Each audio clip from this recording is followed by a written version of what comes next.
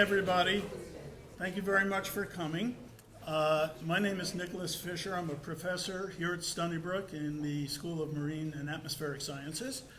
And I'm also director of the Consortium for Interdisciplinary Environmental Research, which tries to weave together environmental studies from across departments, including across Nichols Road between the medical school and folks on the other side of campus.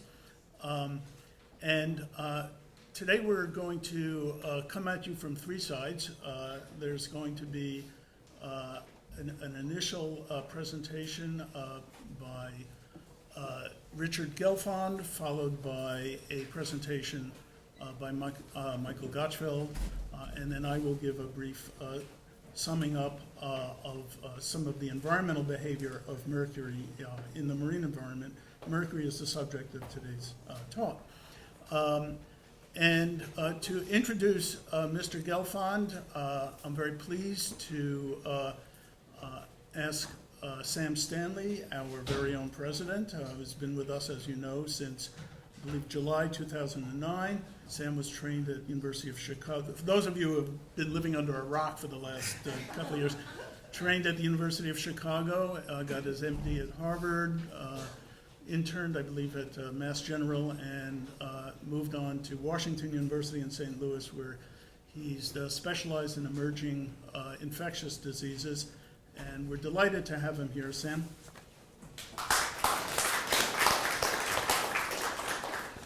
Well, thank you so much. It's really a great pleasure to be here today and welcome everybody this morning. It's my honor to introduce our guest speaker, Richard Gelfond. Rich is someone I've come to know very well. He was on my search committee, actually, for president, so I got to know him then. Rich is really an extraordinary individual. He began professionally, I guess, as a Stony Brook undergrad. I'm going to trace his success there. And he's been one of our most successful graduates, actually the recipient of our Distinguished Alumni Award, and an honorary degree from the State University of New York.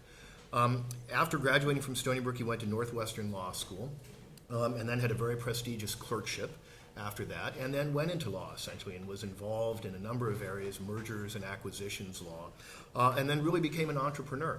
And in 1994, he and his partner helped IMAX company do their first IPO, and then actually acquired the company, essentially. So Rich became the CEO and co-chair of IMAX. And since then, as you know, IMAX has been an extraordinary success story, becoming one of the most, well-recognized and successful companies in the entertainment field. And Rich is one of the few people that I know who has an Oscar, one that was awarded to IMAX for their success in technical innovation. Rich has been a remarkable friend to Stony Brook University. He serves as the chairman of our board of trustees of the Stony Brook Foundation, and he's been active in so many different ways in supporting the university. I'm not surprised at all that when Rich had this amazing episode that he'll tell you about in a second, that he decided to turn it into something very positive, and that he involved Stony Brook in this effort, and we're very grateful for that. So please join me in welcoming IMAX's CEO and a great friend of Stony Brook University, Rich Gelfond.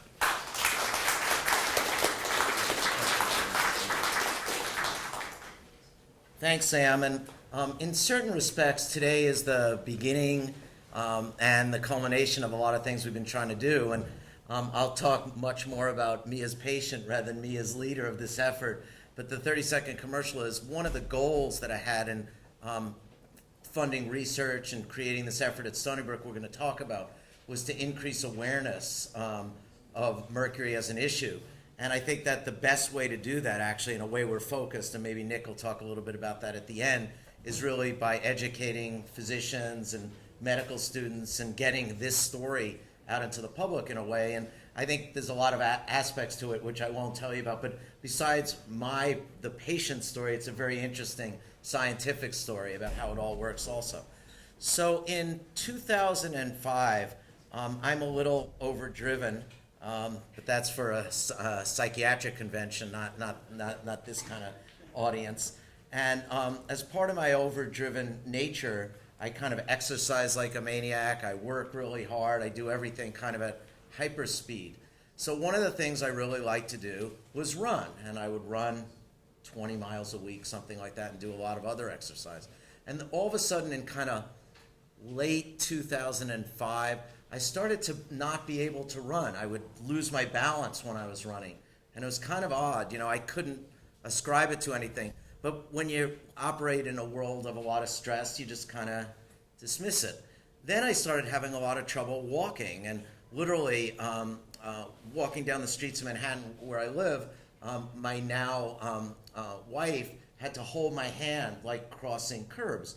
But there were a lot of personal things going on. My business was having financial difficulty. I had just left a marriage of over 20 years. My kids had issues. There were just a lot of, so of course I said, this is stress, you know, this is stress.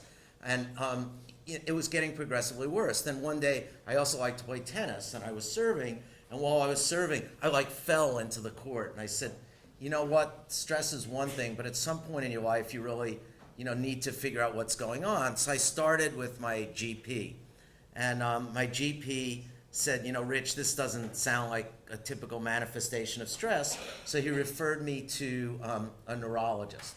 So I went to a neurologist, and he started, you know, with all the standard tests, you know, that neurologists would do, whether it was, you know, the fork on the foot, on the bottom, and the scratch test, you know, touch your fingers, do all those things. And literally within about 20 minutes of doing the test, he said, Rich, you have to go right now to get an MRI. I think you have a brain tumor. And obviously, you know, that was not well received at that point. But I went over, and he ordered both a brain scan and a spinal scan.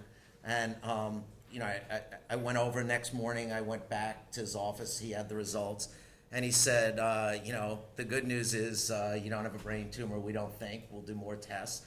But the bad news is your cerebellum is damaged. I don't know why. We have to do more tests. So I did another series of MRIs. And he said, gee, are you an alcoholic? And I said, you know, I don't really have time to be an alcoholic. I'd like to be, but you know, a little busy for that.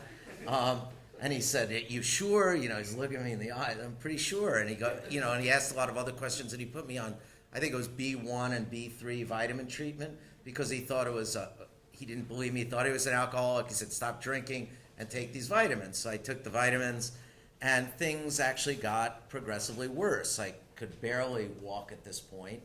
And I kept going back to him, and it was extremely frustrating. It probably took, I don't know, 4 or 5 months when I had maybe 3 or 4 different series of MRIs when, you know, he was trying different things. He just didn't know what was going on. Then I was actually getting very frustrated with him and thinking of going somewhere else, or certainly I was going to. And I went there one day, and he looks at me, you know, as frustrated as I was. And there was an article on the wall in his office from the New York Times, and I'll tie back to that in a second. And he said to me, by any chance, do you eat a lot of fish? You know, what kind of question is that? And I said, as a matter of fact, I do. I said, I eat a really healthy diet. I eat probably 14 fish meals a week out of 21 meals. And he said, that's interesting. And then he showed me this article on the wall, and it was about mercury poisoning. So he sent me for blood tests for mercury poisoning. And I had put the test in, and I hadn't gotten the result yet. And I got a call from New York State.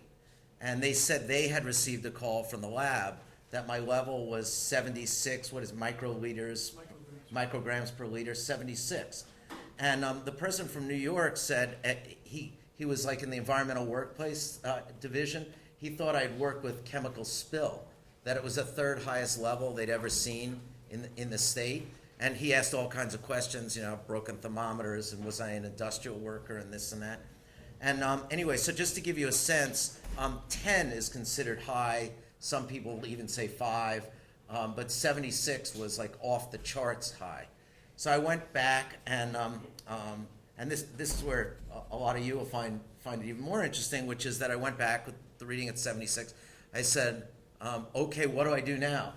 And he said, I have no idea. He said, you know, you got to find a toxologist, or, you know, I've read about chelation therapy, but I understand that's bad for the kidneys. I just don't know. And he said, I'm not even sure, that it's related to your symptoms. So, being somewhat involved in the community and knowing a lot of people in the medical world, I actually called Stony Brook, the dean at the time, Richard, referred me to some other people on the faculty who said, are some of the problems balance problems and this and that? And he said, yes, there definitely could be a correlation between that. And then I said, what do I do about it? How do you treat this? And even the Stony Brook people said, we're not sure. We think at least you should stop eating fish.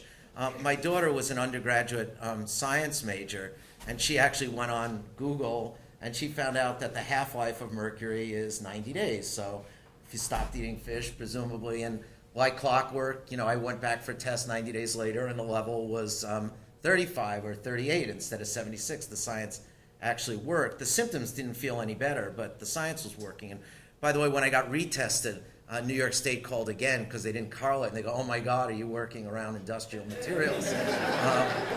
And then, 6 months later it went down. It kind of hit a peak of around 15 and never got much below that. And, there are lots of reasons for that. Needless to say, in the midst of all of this, I turned myself, being a driven lunatic, into being somewhat of an expert in this field. I did all kinds of research, read a lot. And, one of the things that really called the hospitals back saying, do you know someone who knows any? I couldn't find anyone in the city of New York who knew what to do about this.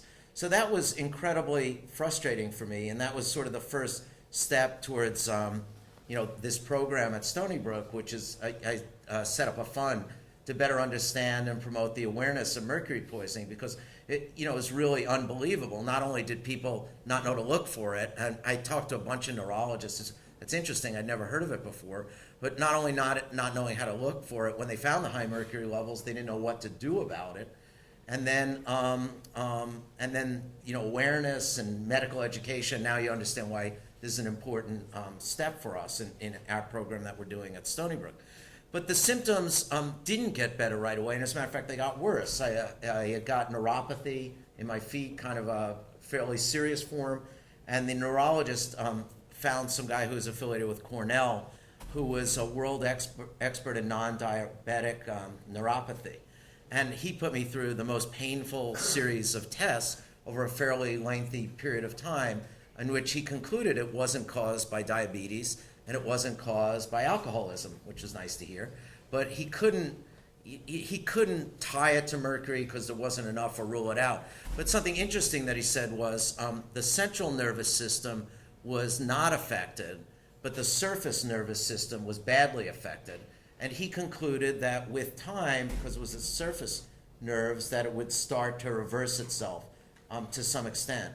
And the short version is it has started to reverse itself to some extent. I can play tennis again. I can certainly walk unaided. But running is very difficult. I can still run, and I do it, but it's very different.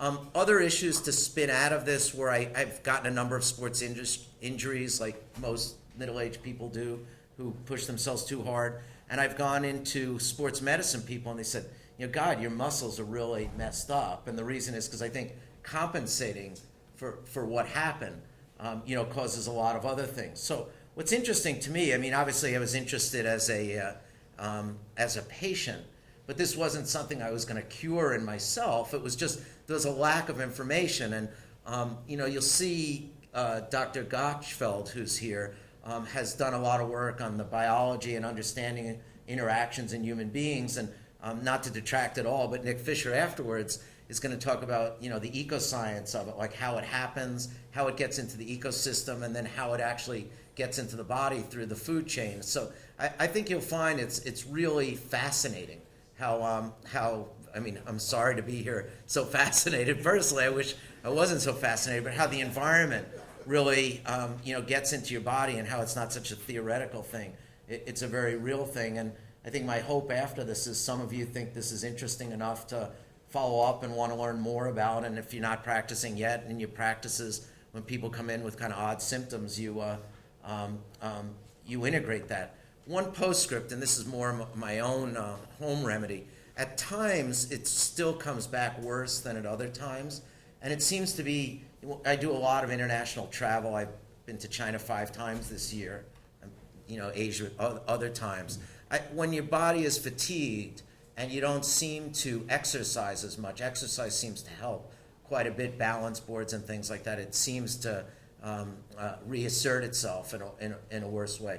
Rather than talking anymore, there's a lot of information. I'll be happy to answer any questions at the end of it. Dr. Gochfeld.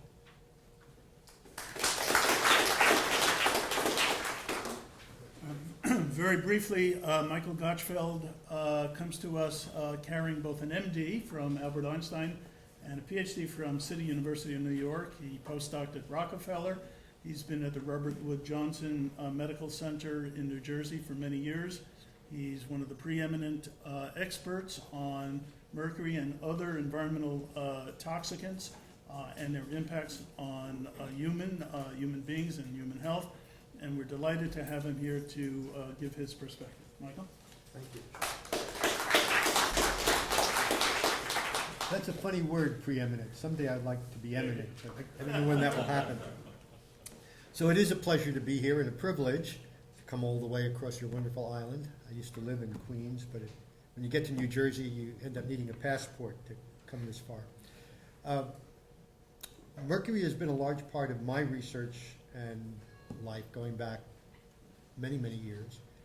And it's a constantly evolving area as we've learned more about particularly low-level mercury exposure. So there are lots of things about mercury that I'm not going to be talking about today, but I'll try to cover some interesting features and try to relate them to what Mr. Gelfond was talking about. And as you noted, he was able to walk up to the podium and walk back to his seat without stumbling, and that's a good sign. And one of the issues, I guess I'll put it at the outset, otherwise I'll forget. There had been a belief for a long time that the damage to the nervous system caused by methylmercury poisoning was irreversible. That came from some very high-level exposures. We now know that many of the early effects are reversible, and in fact, in a way, we rely on that reversibility as evidence of the association with mercury. That is, you get symptoms that are consistent with mercury poisoning, the mercury levels come down for various reasons, the symptoms eventually subside. We take that sort of as prima facie evidence that there was a causal relationship. We don't go back and try to challenge our patients with mercury to see if we can reproduce the symptoms. That's a problem, though, in environmental toxicology. We don't want to get that final proof. Okay, so methylmercury and fish really is my talk because fish is the root of exposure. I'm an occupational physician, and so a lot of the people I dealt with early on were people who had occupational exposures to mercury. The good news is that those exposures have disappeared from New York and New Jersey. The bad news is they've gone overseas with the deindustrialization of the Northeast. Here are some of the learning objectives. Part of what I'm going to talk about is balancing the risks and benefits of eating fish. This has become a popular controversy. There's lots of media coverage from time to time. Federal agencies have tried to harmonize discordant advice, conflicting studies on the neurodevelopmental effects of mercury, a positive study from the Faroe Islands balanced against a negative study from the Seychelles, industrial pressure to say that mercury is not that big a problem, so we don't have to control the emissions from coal-fired power plants, so it's tied up with energy issues. Nutritionists on the one hand saying eat more fish, toxicologists trying to put the brake on that advice, and the fact that a lot of the advice goes to the average fish consumer, not to the high-end fish consumer. So can I ask you, Mr. Gelfond, how many times you said twice a week? What were you eating twice a day? What were you eating during that twice a day? A variety of fish, but a lot of tuna and swordfish, which you know is the worst of it, and but a variety. But one point I forgot to make also is that cooking it has nothing to do with it. So you may have seen articles about sushi or not. Cooking doesn't matter. It's just fish. It has no effect. Good. The current advice differs so that the FDA says eat up to 12 ounces of fish. The Heart Association says eat 2 servings of fish at least. That's almost contradictory. Fishing is fun, so a lot of what we know about fish consumption comes from people who actually do fishing. Fish is a healthy food versus red meat, and the trade-off between contaminants and Twinkies is an important part of the health story. Some values to keep in mind: about 90% of the mercury in fish is methylmercury, which is the most toxic form of mercury and is what we're concerned about. We will be using the term mercury and methylmercury synonymously today. The mercury content of fish ranges from less than 0.1 micrograms per gram of tissue, that's on a wet weight basis, which does make a difference, or 0.1 part per million, up to over 5 parts per million that we measured in some sharks. And in Minamata, Japan, where we first learned about methylmercury poisoning, the levels in fish exceeded 10 parts per million. We don't see that, fortunately, in our world today, and therefore we don't see the kinds of poisoning that put methylmercury on the front page. The action level for the FDA is if fish has more than 1 microgram per gram or 1 part per million, it cannot be sold in interstate commerce, although of course they don't measure fish, so they don't know that. Most countries use 0.5 for commercial fish, and that was the original FDA action level. It was relaxed to 1 many years ago. We also measure fish intake in terms of micrograms per kilogram of body weight per day, and so later I'm going to talk about the EPA's reference dose. That is, if you take less than 0.1 microgram per kilogram of body weight per day, you should be okay. The ATSDR, which is part of CDC, has a more relaxed allowance of 0.3. We'll talk a little bit about why there's a discrepancy. So who's at risk? We've obviously met somebody who's at risk.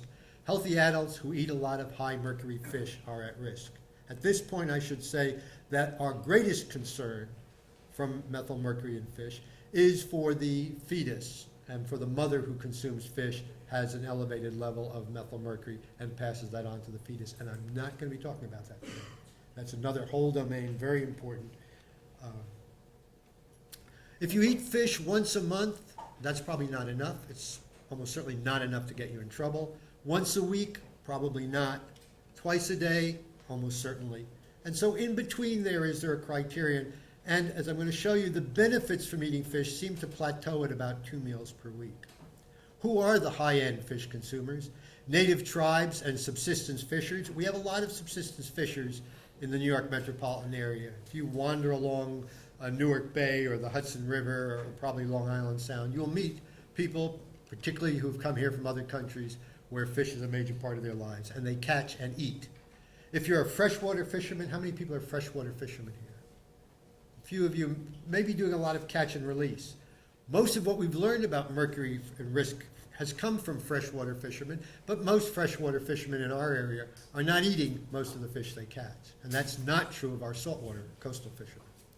Health food enthusiasts who eat a lot of fish so they can avoid red meat, certainly at risk, and that's probably the biggest group that we see in our clinic. And children who are fed canned tuna fish daily are at risk. Sushi lovers, well, what is a sushi lover? I attended a conference, and our banquet was at a sushi restaurant, and this was the plate put before me, and I did finish it. Is that over the top, Mr. Gelfond? I think so. You think that's over the top? Okay. There was certainly enough here. The variety of fish are a problem too. The variety are a problem. Too much tuna on the plate. There's a lot of tuna on this plate. Anyway, I didn't believe at this point that you could get enough fish from sushi, but you can see there is actually more than 8 ounces of fish on this plate.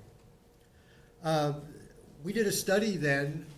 Actually, it was triggered by Marion Burroughs, the food reporter of the New York Times. She said, well, what about sushi? And I was skeptical at first, but we did a study, and we found that there are high levels of sushi, high levels of mercury in tuna sushi, particularly if you buy it at the upscale restaurants where they're more likely to have the bigger bluefin or big eye tuna compared with your local grocery, which is going to be a cheaper, lower grade, lower mercury.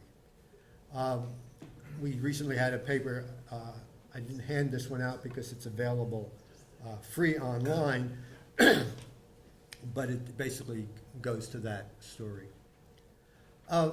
Fisher people differ quite a bit. You can see a halibut fisherman in Alaska. Here's an Aleut child who's catching salmon in a creek, and here's a New Jersey child who's catching probably bass in a lake. Commercial fishermen for pollock, and here's our subsistence fishers. This is on the shore of Newark Bay. So they vary a lot. There are a lot of people, I don't want you to read all this, who eat a lot of subsistence foods. And in our work around Department of Energy sites where we deal with tribes out in Washington, they are eating a lot of fish and game that potentially are pathways for exposure.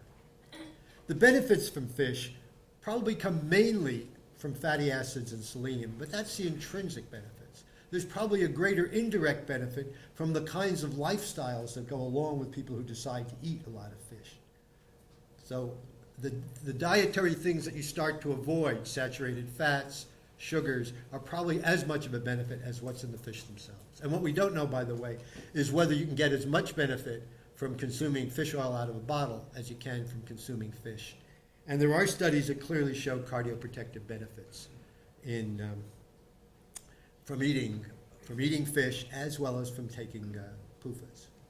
I promise not to talk to you about neurodevelopment, but this is pregnancy outcome, and this is birth weight as opposed to fish intake.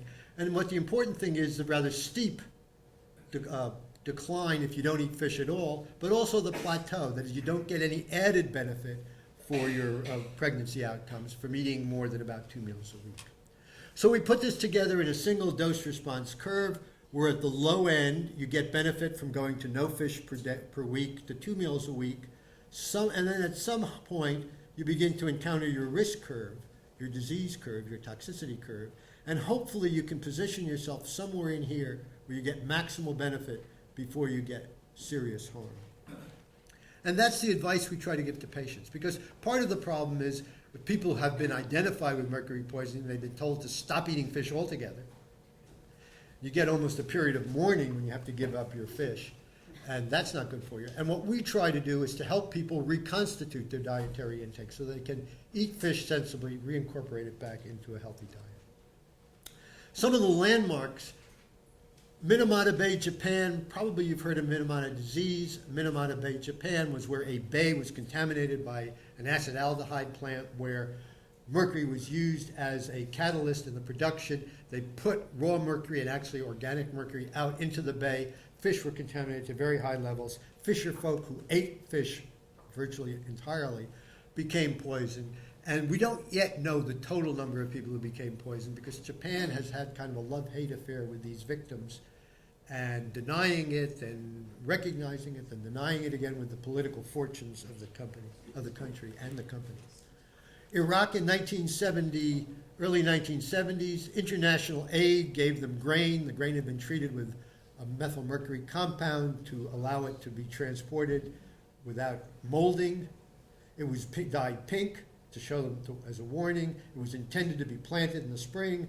The farmers were hungry, so they washed it to get rid of the pink stuff. They thought that would make it safe, but it didn't. And we had episodes of poisoning with over 4,000 cases recognized, probably many more, and over 400 deaths attributable to methylmercury poisoning. And it's from that episode that we've learned a lot about the dose response for high level. I'm going to tell you a little bit about the Dartmouth case, which maybe you've heard about, and I'm probably not going to have time to tell you about the Seychelles and the Faroes, because those are neurodevelopmental studies. Very important, very interesting, but probably aside the point. In Japan, we learned about congenital Minamata disease. These were the mothers who were eating a lot of fish while they were pregnant, and they gave birth to children with very serious congenital defects. It looked like cerebral palsy, profound mental retardation, blindness, and children were basically sent vegetables, to use an unpleasant term.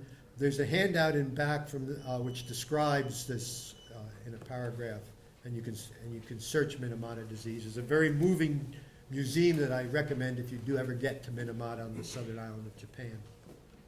The adult symptoms began with tingling and paresthesias, numbness and tingling around the face and mouth. Mr. Gelfond, you mentioned to me that you had that experience as your first... Actually, a year before the balance, I had this tingling, and I went mostly through dentists, and no one could diagnose it, and then I went to a neurologist, and no one could diagnose it, and it didn't really start getting better until the significant reduction in the high mercury fish, and I hadn't put it together until after. So that's actually a classical onset. We expect to see this when hair levels get above 20, and I should say that although there's a lot of messages about how hair is not very good for diagnosing metals, nutritional metals. It is very good for diagnosing mercury. Mercury has very high affinity for sulfhydryl groups. Keratin has a lot of sulfur in it, and it is the way in which we can integrate exposure over time, particularly if people keep long hair. We can tell what their mercury levels have been over the past few years. We don't use it at all for lead by comparison. Okay? We think that we have seen people below 10 even who have symptoms, and whether this is that we missed their higher level. And we've certainly seen people at 15 who have classical early mercury poisoning. And these are some of the other things. I'm going to come back to this in a graph momentarily. These are data from the Iraq 1971-72, 6,500 cases, 450 deaths. And you can see, here's the dose response curve for paresthesias. That's the earliest effect. The next comes ataxia, stumbling gait. And you can see, I think Mr. Gelfond falls right in here, because when I asked him, he did not have trouble speaking with articulation, he couldn't actually make yourself clearly understood. And then deafness, and finally death.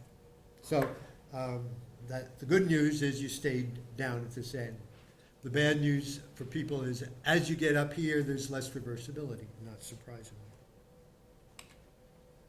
Karen Wetterhahn was a colleague, a toxicologist, and at Dartmouth, she was world renowned for the intracellular redox cycling of chromium. And she was using dimethylmercury to calibrate an instrument. And she spilled a few drops on her latex gloved hand in August 14th. She recorded that in her notebook. She didn't do anything about it. She didn't think that much about it. She cleaned it up. In January of 1998, 5 months later, she began to have some of these symptoms. She did not report the earliest symptoms, but she had the loss of balance, the slurred speech. Within 3 weeks, she lapsed into coma, from which she never recovered. She was treated very aggressively, some people say perhaps too aggressively, with really heavy-duty chelation and exchange transfusions. She died nonetheless. And she's really a martyr, I think, to the lack of laboratory safety, both on her own part, on the university's part, and really on the general world for not realizing how dangerous dimethylmercury is. It's been largely supplanted as a calibration tool, although it's still available if you pick up an Aldrich catalog. So this was an organic mercury poisoning. It shows you something about the time course and the seriousness. And I didn't believe a few drops could do it until you did the calculation. You're talking about 13 million micrograms. Big stuff. This is just to show you where the Faroe Islands are and the Seychelles, a positive study, a negative study, European people, Polynesian African people, cold water fish, no vegetables, warm water fish, lots of fruits and vegetables, lots of reasons there'd be a difference in the outcome between those studies. So our typical symptoms are numbness and tingling of the lips, tongue, and fingers.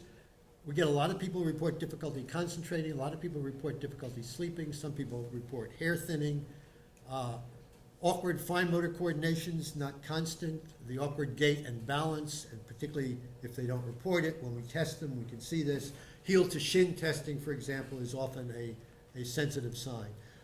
We don't tend to get people reporting constricted feels, and when we do our gross testing, we don't see this. I can't say we've referred everybody for visual field testing. We probably should do that more. And we haven't seen this part of the spectrum. Why do some people get sick and why don't they? The world of genomics is going to help us address why there are differences in susceptibility. Because we see people who seem to carry a very high level of mercury with no detectable effects, and we see people who seem to be sensitive and they get effects at a level that other people can tolerate. So Mr. Gelfond is probably somewhere in the middle. There are probably people who could get by with 76 in their blood and not be as symptomatic, and there are probably people who will get that symptomatic at 50. We're talking about micrograms per liter in the blood. We don't really have answers to this question yet, but I'm confident that as research goes, we'll see it. Unexposed people most people have less than 5 micrograms per liter in their blood. Urine unprovoked, I'm going to talk about that in a moment, should have less than 15. Hair, the 95th percentile is 0.8. And yet, if you eat fish twice a week, you can push yourself to 3 without trouble. I've done it. So that's important. The national average, this is based on N. Haynes' study, is 0.83 in blood, and the New York City average is 2.64, but come to that. Albacore makes this the cutoff, and doctor's data makes this the cutoff. Much more sensitive, and therefore lots more people have mercury poisoning if their blood goes to doctor's data than if it goes to Albacore. That's a problem for us, because I think the world of low-level mercury poisoning is clouded by that, and I'm going to come back to that in a moment. Nick is going to talk about that, so I won't. 1 in 4 New Yorkers had higher than 5, and nearly 50% of Asian New Yorkers had higher than 5. And then this is more information from that New York City brochure, which is in back there. The emphasis again is on neurodevelopmental effects. You can go to that website and get more details. But don't overlook the fact that adults can poison themselves with mercury in fish. This is the clouding. We have people who have what I call a multi-doctor syndrome. They've been around to a lot of doctors. Doctors can't seem to find a cause, and sooner or later they will get to somebody who will test them for mercury. And they'll test them not with a standard blood test, but they'll test them with a urine provocation test, urine DMSA, DMPS, and then send it to a lab that has an unrealistically low reference range based on unprovoked. So they're sort of in double jeopardy. They're getting a provoked sample compared to an unprovoked reference range. And you can see that here, I trust. Here is the mercury bar. Look, it's off the chart. That's enough to scare anybody.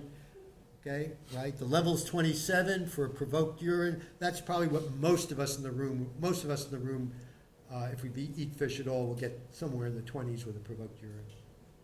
Okay? DMPS, DMSA, and EDTA are the common provoking agents. Provocation testing has been used legitimately for testing whether chelation is a good idea. Because if you can't raise the mercury level with provocation, then you're not going to put the person on chelation. And this isn't a very high level for a chelation. Look down here. It says CA calcium EDTA push. That was a provocation test. And then at the very bottom, maybe you can read, you can't even read, that this is for, it says in the footnote that this is for unprovoked urine, but still that's what they show. Okay, quickly, we've done studies of mercury levels in commercial fish, and you can see that certain fish have much higher levels. I know Nick is going to talk more about that. Salmon tends to be good down here at 0.1 or lower. Light tuna tends to be somewhere between 0.1 and 0.2. Albacore up at 0.4. You can get into trouble with albacore. And then swordfish is off the charts. I'm not going to talk about this, but there has been a lot of environmental justice concerns, but you don't have to be a minority to eat a lot of fish. And these are Oak Ridge, Tennessee, people fishing along the Clinch River and the East Fork of Poplar Creek, which is heavily contaminated with mercury. Meal size is important. If you ask people about restaurant, which is where a lot of people eat their fish, you're mostly getting 4 to 6 ounce meals. But a fisher person, a person who really likes fish, a person who's going to cook fish at home, is going to be eating 8 to 12 ounces at a sitting. That makes a big difference when you do your risk assessment. So a word about sushi. In Japan, sushi is a specialty treat, and as I understand from the web, only about 20% of Japanese eat it more than monthly. Whereas sushi aficionados in the US can eat it very often. And Mr. Piven, the actor, told me that he ate it twice a day, and he did have symptoms that were pretty classically associated with an elevated mercury level and an elevated mercury intake. So one piece, depending on where you buy it, can have 6 to 20 grams of tuna. 10 pieces per meal is not unusual. Tuna can have 0.5 to 1.3 parts per million. We'll just go do a quick arithmetic. So 10 pieces of sushi We'll take the midpoint of the tuna at 1 part per million. 13 grams of fish is the midpoint, 13 grams per piece, 130 grams per day, micrograms per day. And that gives you a dose which is about 18 times what the FDA considers acceptable, 6 times what the CDC or the FDA consider acceptable, just from eating 10 pieces of sushi per meal a day. Now, most people don't do that. But it's not most people we're concerned about. It's not most people who come to our clinic with mercury poisoning. It's the high-end consumers that we have to recognize. Monthly is what happens to a person who eats an 8-ounce meal once a month. The EPA average intake for Americans is in this column. A person who eats an 8-ounce meal once a week here, a person who eats the 12 ounces per week limit from the FDA, 2 meals a week, which is what the American Heart Association recommends, a daily intake of 8 ounces, and an American Indian scenario where they're eating probably about 24 to 30 ounces a day. And then these are different fish. If you eat salmon at 0.5 parts per million, you're in pretty good shape until you start eating it at the American Indian level. The pink is where you fall between the EPA 0.1 and the ATSDR 0.3. Red is if you're over 0.3 micrograms per kilogram per day, so the red zone is where you'd like to not be. And the black zone is 10 times this level, where there's a pretty good chance that a susceptible person is going to end up symptomatic. So you can see that if you're eating shark, there's very little leeway. Now, most mako, by the way, that we analyzed was only in the 1 to 3 range, but large shark could be in 4 and above. The high-end sushi was up here. The average sushi was in about here. Anyway, you can see this kind of thinking goes into helping people decide how much fish of what kind you can eat how often. And I think that's my last slide. And I want to acknowledge my collaborator, Joanna Berger, over many, many years. I want to acknowledge a friend and colleague, Carl Safina, whose job it is to keep the ocean pure and clean for us. And then many colleagues at EOHSI and Rutgers, Robert Wood Johnson Medical School. And then various agencies have funded our fish studies, including the Jersey Coast anglers themselves. And then we have to thank the fish for making it all possible.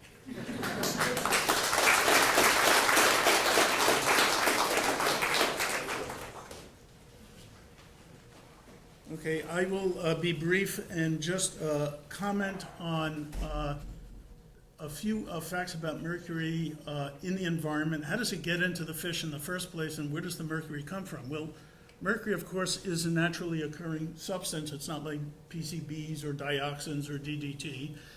It's in the Earth's crust, and it's mobilized by human activity as well as natural weathering. Roughly a third of the emissions of mercury around the world are from natural occurrences such as volcanic activity and various weathering processes. But about 2/3 are from human activities, mining, gold mining in particular. So areas where there's active gold mining, there's very high levels of mercury currently in the Amazon basin. Legacy mercury levels are very high in the San Francisco Bay area from the old gold rush days in the 1840s. Currently, much of the mercury that gets released by human activity into the environment gets released from coal burning.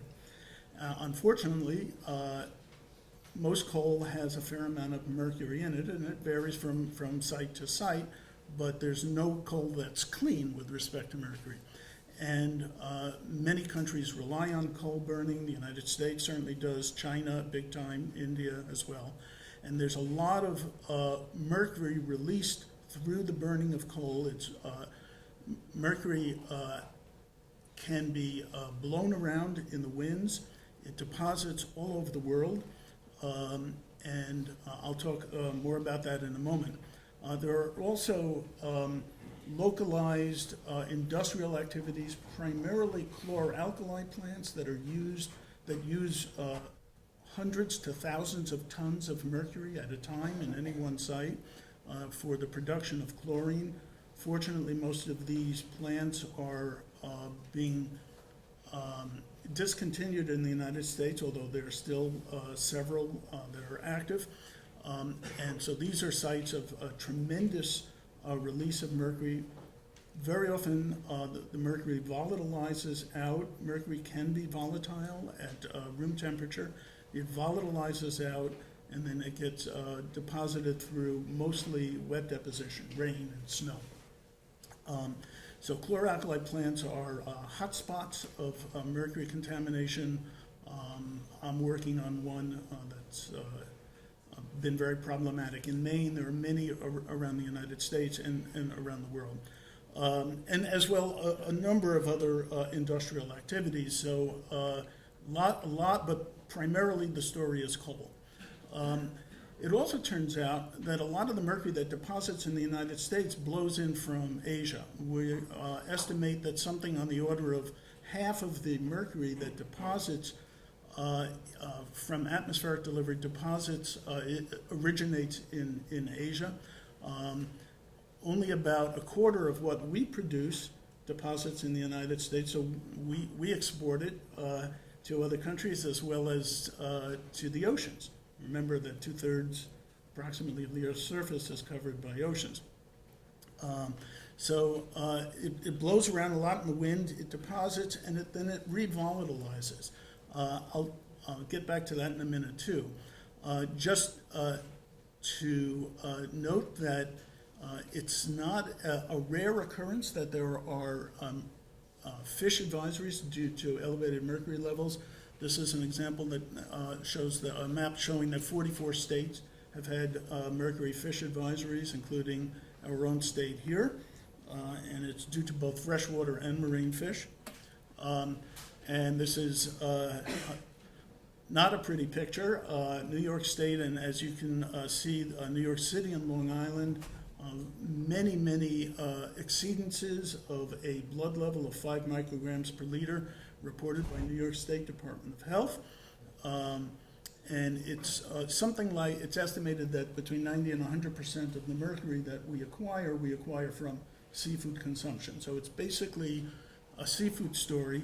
And it also often correlates, these are levels primarily in adults, and it correlates, interestingly, with median household income. Generally, the wealthier incomes are correlated positively with higher levels of mercury, so more fish is expensive. So when mercury rains down, it can rain down in lakes, it can rain down in oceans. Same story, really. The ocean's obviously a lot more volume, so it can get diluted a little bit more. But mercury rains down in inorganic form, mercury 2, and it will eventually associate with planktonic organisms which will transport the mercury vertically down into the sediment at the base of the water column. Once it's associated with anoxic sediment, lacking in oxygen, there are sulfate-reducing bacteria that take up the mercury. They get poisoned by it, like everybody else. Mercury is very toxic because of its extremely high affinity for sulfur. Most metals with high affinity for sulfur are toxic. Mercury is kind of off the charts in its affinity for sulfur. And the mercury that's taken in by sulfate-reducing bacteria, they're capable of methylating the mercury to monomethylmercury, and they do this as a way of jettisoning the mercury out of their little bodies. So once they methylate the mercury, they can essentially release it into the environment where it becomes a problem for everybody else. Methylmercury does not naturally exist without these methylating organisms. It's not released by man in a methylated form. Inorganic mercury is very toxic, but there's very little bioaccumulation of inorganic mercury into marine organisms. Animals assimilate very little out of their food, and what they assimilate, they release very quickly. So there's essentially no buildup of inorganic mercury in food chains, but the methyl form is assimilated about 90 to 100%. It's remarkably high, comparable or even exceeding that of the organic pollutants like pesticides like DDT and PCBs. Once it's in the fish, it primarily associates with protein because protein's where most of the sulfur is. That's where mercury wants to be. So it associates a lot with the fillet part of the fish. And unfortunately, that's the part that we typically eat. And it's lost from fish at vanishingly low levels, virtually undetectably low release rates. Unlike human beings, which have biological half-lives ranging from 60 to 90 days, with fish it can be almost infinity. So there's a buildup in food chains. This is just a schematic of the different species of mercury, and again, you note that in the anoxic sediment down here, the mercury, inorganic mercury gets methylated. In sediments, it's typically 1 to 3% of the mercury is in a methylated form. 97 to 99% is inorganic, and then it's this methyl form that gets taken up by plankton and passed up the food chain. By far the largest bioconcentration step is in phytoplankton, the single-celled algae at the base of food chains, where the concentration factors are about 100,000 relative to water. That is, the cells have 100,000 times more methylmercury than the surrounding water, so they're greatly enriched sources of methylmercury for things that eat them, often invertebrates, which are eaten by little fish, which are eaten by bigger fish, and so on and so forth. Generally speaking, the longer living fish have higher concentrations, and the higher up in the food chain. So tuna have higher than sardines, for example.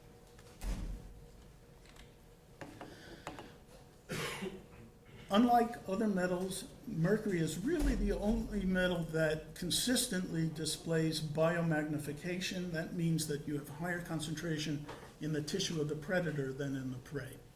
And that's because of the methyl form. The inorganic mercury does not display biomagnification.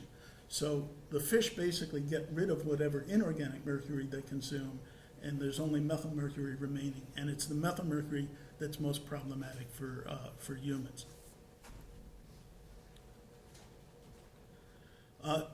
Tuna is the most common way that most Americans are exposed to methylmercury, and something on the order of 30 to 40% of the mercury taken in by Americans comes in just from consumption of tuna.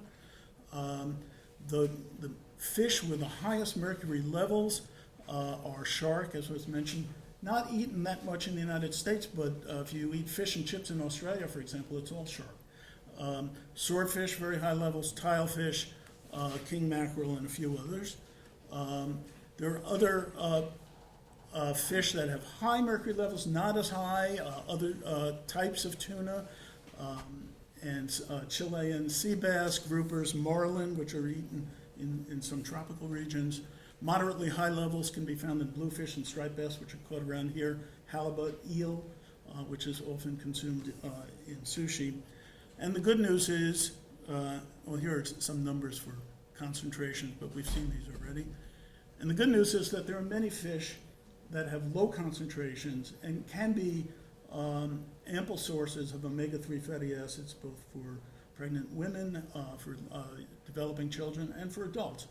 And some of these are certainly prized, such as salmon. Shrimp are very low, tilapia are very low, and bivalve mollusks like clams and mussels and that sort of thing, typically very low unless you're near a very contaminated region.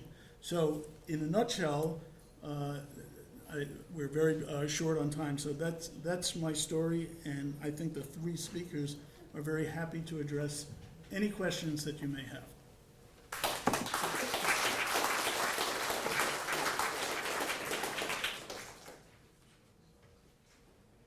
So obviously eating is a route of exposure, and then it sounds like the scientists had exposure from the skin, and can you inhale?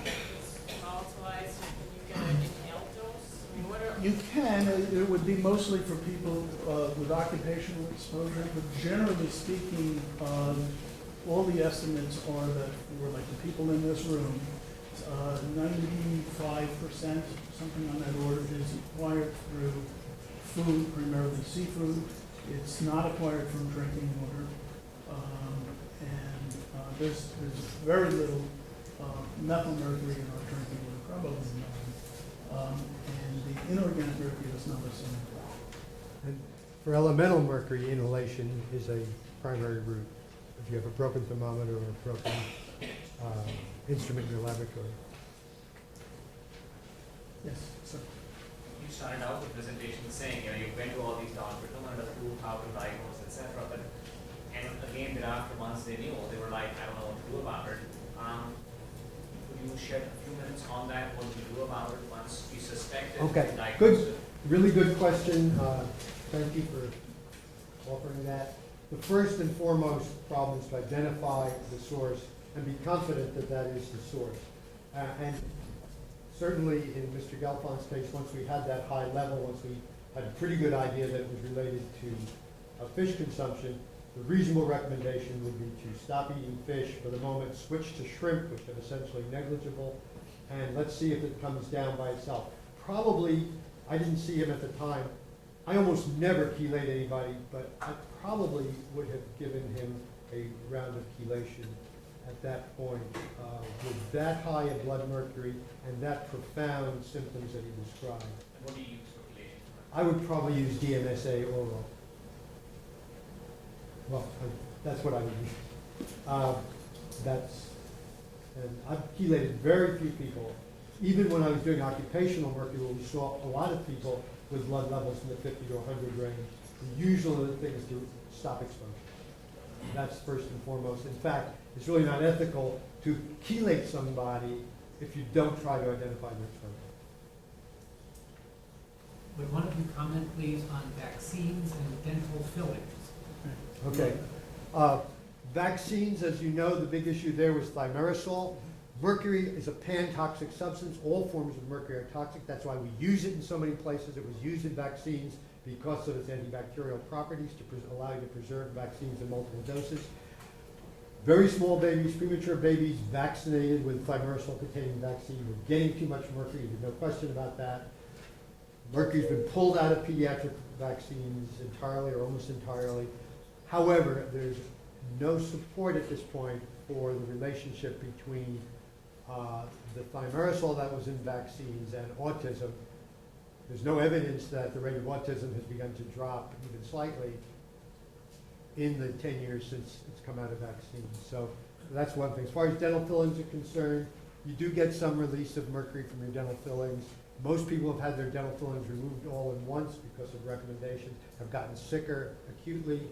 There's no reason not to remove your dental amalgams, but it's probably not going to change the outcome if your source is mercury in fish. Yes.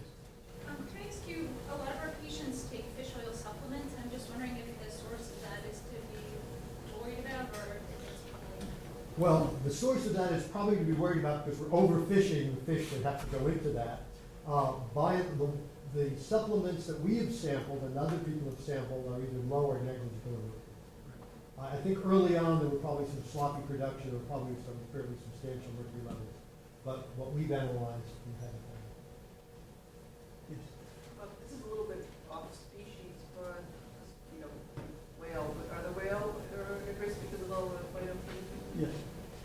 Whales have, depending again on where in the food chain the whale is, so some whales are plankton eaters and their concentrations tend to be lower. But if they're fishing whales, they have very high levels of mercury.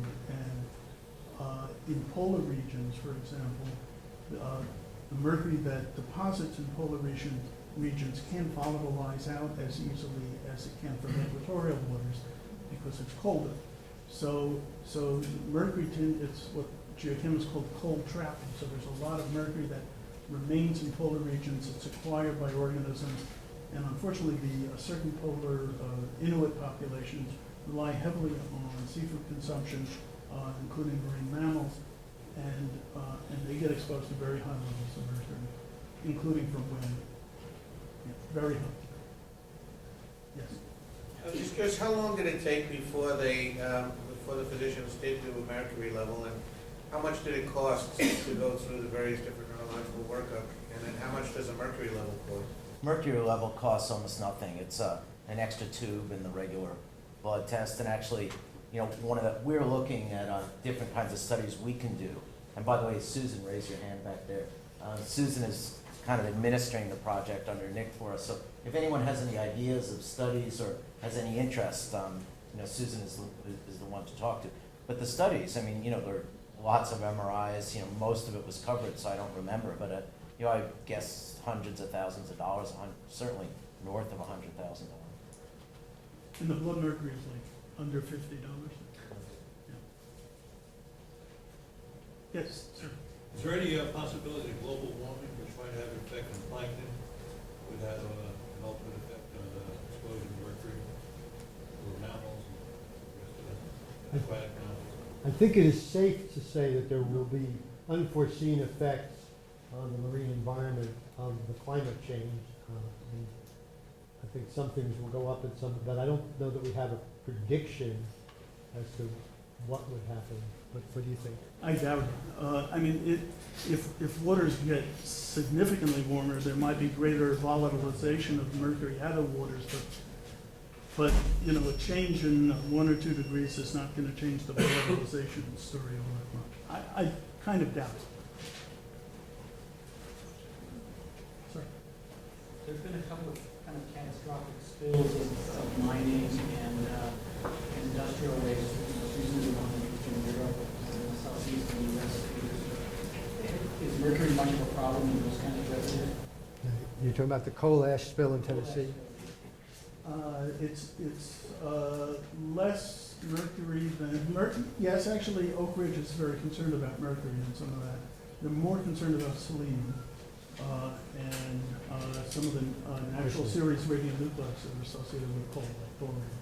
But yes, there's concern about mercury. Oak Ridge has a call for proposals out to address that specifically for mercury right now. So I think the jury's out on that. Quick request, I do see we are taping this session. Would later on the slides and everything be up on the website somewhere for people to view later on some of the slides? I don't see why not. We could do that, yes. Where can they find them, Susan? It'll be stonybrook.edu/mercury, but it won't be for a little bit. We hope to develop a continuing medical education course and maybe a podcast for residents on the doctor. Another question for Mr. Gelfond. At what point, at what level of mercury do you start to see the resolution set out the half-life? I think it was after it was close to a normal level, significantly after, because as you know, nerves repair themselves very slowly. So I don't think I noticed a change until maybe a year after 6 months to a year after that I stopped eating fish completely. And by the way, on that, someone who's been involved in our efforts, unfortunately she passed away, gave me a credo in this whole area, which I found very helpful. And she said, it's not don't eat fish, it's just eat the right fish. And I think that's the whole lesson out of this is. And one thing we didn't spend much time talking about because we had a limit is this is a very political area because tuna lobby and others, the coal lobby. So there's lots of reasons why these standards aren't necessarily set in a scientific way. And it's a very, very controversial area. And I think, in our own approach, that's what we've been trying to say. Because, we're not eating fish isn't a bad thing. It's just people should know to eat the right fish. And doctors should know how to diagnose it and how to treat it if it doesn't go right. As far as eating the right fish, at blueocean.org, there's a database on what fish are the right fish to eat. And there's also an iPhone app called Fish Phone that we put out that access that data. And I wanted to ask, in any given individual, what's the relationship between blood level and hair level? A 5-fold? It's about between 4 and 5-fold difference. Blood is higher. Hair level. The blood is higher or the hair is higher? Hair. Hair is higher. Are there genetic susceptibilities or other comorbid medical conditions that would make someone more sensitive to mercury poisoning? You want to take? The answer is yes, we're pretty sure there are. We know that there are genetic differences in transporters, for example, which affect uptake from the environment. The toxicokinetics are really quite variable. The relationships between blood and hair are very inconstant. The relationship between blood and amniotic fluid is inconstant. Between blood and maternal blood and cord blood is inconstant. So we know that there's variability there. Toxic dynamics must be different as well, but it's just being scratched. Also, the ability to induce metallothioneins, it probably varies from one individual to another. Metallothioneins are cysteine-rich compounds that are used to sequester toxic metals in all sorts of organisms, including mammals. So, and that probably varies with genetics. In your studies, are diabetics with neuropathy any more predisposed to having issues or problems with this? That's a really good question, and I don't have an answer for you. It stands to reason that they might be. I don't know that we've had many diabetics among our people who've come in with elevated mercury levels, but I'd have to check that. A reasonable assumption. Okay, any other questions? Thank you all very much.